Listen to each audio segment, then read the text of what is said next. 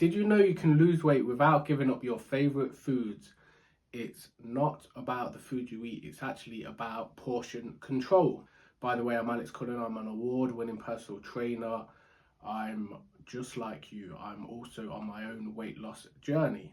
I've been on this journey myself, I've learned what works, I'm documenting it while currently going through it myself. So stick with me today, I will show you how portion control can help you lose weight, feel better, and get the results you want without giving up your favorite foods. Here's what your plate should actually look like. When we're building a meal, we want half at least, and you'll hate this bit, to be vegetables. Carbs, and then protein. This is a simple, probably oversimplified way of explaining it, but vegetables fill you up. They're very low calorie for what they are. They will help you feel fuller for longer. This is essential when we're in a calorie deficit. And this brings us on to protein. Protein, as well as helping us build muscle and preserve muscle, which is essential to keeping the metabolism high.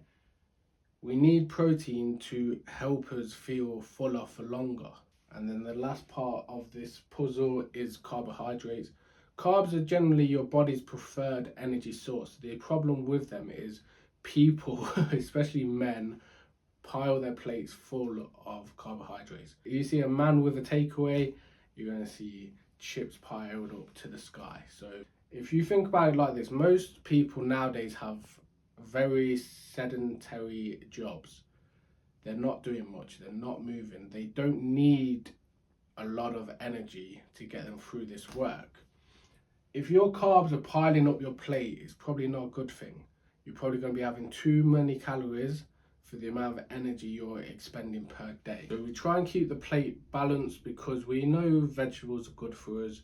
We know we need to be getting our protein in, and we know we're probably eating too many carbs anyway. We're not saying carbs are bad, but you're probably not eating the right amount. So portion control works because you are creating a calorie deficit. This is the real secret of fat loss. It's just eating fewer calories than your body needs to get through the day.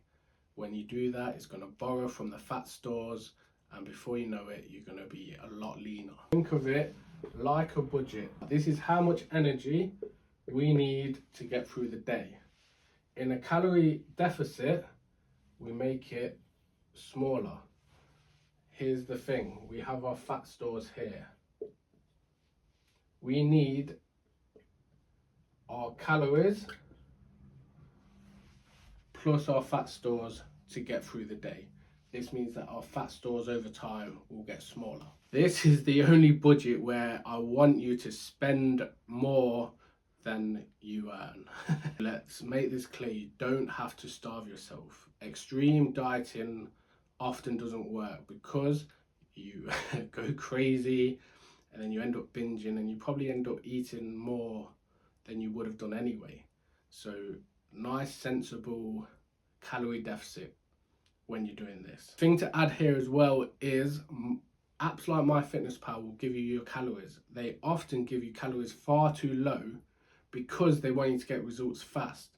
They want you to get results fast because then you become addicted to the app. You think that apps and their calculation is the reason for it. A lot of the times they're giving people under 1,200 calories, which is far too low. You can't get all the things you need on a day-to-day basis from this. So stay away from extremes. And if you are going to start with a low calorie option first, just do it for 21 days and then bump it up to a normal calorie deficit. And this is what I'm going to talk about now. I'm going to give you the equation for hitting your calories. If you want a simple calorie calculation, I'll give it you. If not, if you Google TDEE calculator, this will show you your calories to lose fat, calories to gain muscle, calories to stay where you are. I like to do things simple, and this is the simplest way of doing it I've seen. So the equation is goal body weight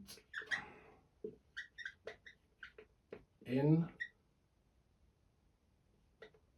pounds times 12 equals calorie deficit. This is currently what I'm using to lose weight. I have currently lost about 25 pounds in the last couple of months. It's super simple. If you stick to it consistently, you will get results doing it. So a lot of people, when they come to me, they'll say something like, I've tried everything, I need to lose weight, why is it not working for me? And then when questioning begins, what's going on, what's happening, a question like, do you know how many calories you actually need to lose weight? And 9 times out of 10, they won't even know. So this is why, get this down, work it out, find out so you know. There's no point guessing. All these people have been guessing. They're eating healthy, but they're eating too many calories. So you can still eat healthy and put weight on as well. Another thing to think about, we've talked about a couple of times in the mindset sections when we've done this, is make it 80% nutritious, 20% delicious or fun. So while going low calorie here, once you've done your equation, may make you feel hungry compared to normal because you're eating a lot less calories, you're going to want to include foods that you love still. For instance, if you've been eating like an animal, this is like I was before I decided to cut down. So I was eating Ben & Jerry's all the time, loads of chocolate, loads of crisps, burgers, chips all the time. Just the opposite of a good diet.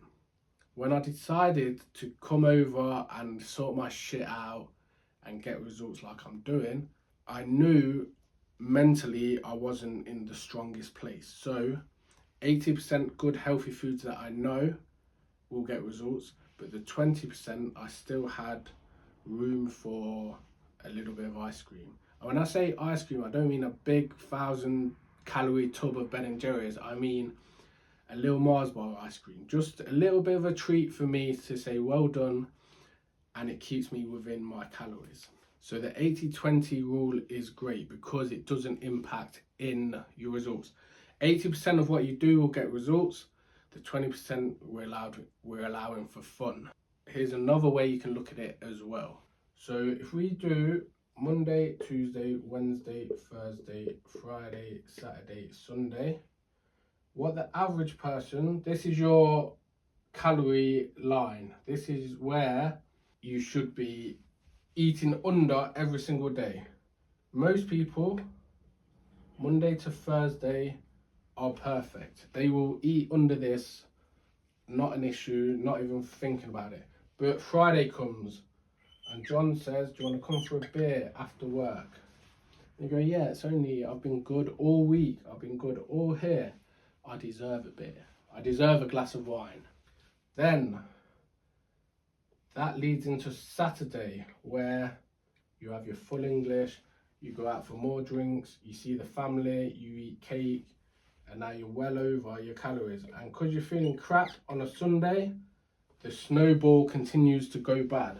So just be aware that your weekend here can ruin progress. This is what we call the weekend warriors. But because when they were sober and being good, that's what they remember. I've been good all week. This is what they think all week is. This is not the case. They've been good for 4 days. There's 3 days, so that's nearly the same amount of time where they've been out of control. And these calories add up, and they definitely ain't tracking them. So these calories can add up so high, you can do 1,000 calories plus on a night out. You can you can do probably 3,000-4,000 calories on a night out. You equate for your beer, and then the kebab after, and then chocolate when you get home or whatever. It can be a disaster. Portion control isn't just about lowering your calories to a point of starvation. We're gonna eat healthy foods 80% of the time, but it's going to be within our calorie deficit. This way we know we're burning fat throughout the process. This isn't the hardest part about losing weight though. This bit, once you get it, is simple, but it requires you to be strong in the mind. We went through all things mindset in this video here.